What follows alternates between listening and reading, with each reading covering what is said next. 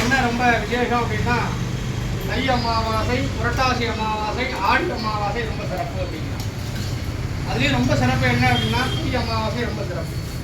என்ன அப்படின்னா இந்த தினத்தில் தான் அபிராமி பட்டிருக்கு அம்பாள் வந்து காட்சி கொடுக்குறா. என்ன கொடுக்குறா? அமாவாசையான இன்று தெரியாமல் அபிராமி பற்ற பௌர்ணமி அப்படிங்கிறார். அப்போ இன்னைக்கு ராத்திரி நிலவு வரணும், நிலவு வரணும்னா உன்னை தீர்ப்பில் இறக்கிறோம் அப்படின்னு பண்ணப்படுறாங்க.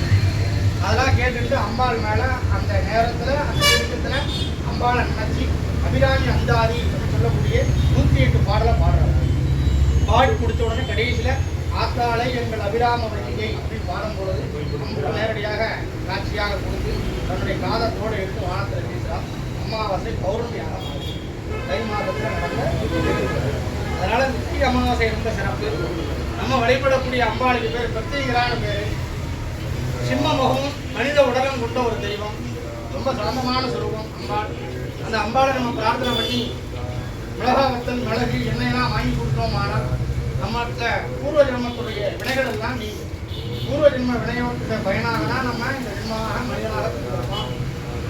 மனிதனாக பிறந்தும் நல்லது கெட்டது எல்லாத்தையும் ஈடுபட்டு நிறைய செயல்கள் புரிஞ்சிருக்கோம். இதெல்லாம் நிவர்த்தி ஆகும் அப்படின்னா யாரு ஒரே கலியுக கடவுள் தெய்வம்னா பிரத்திங்கிறா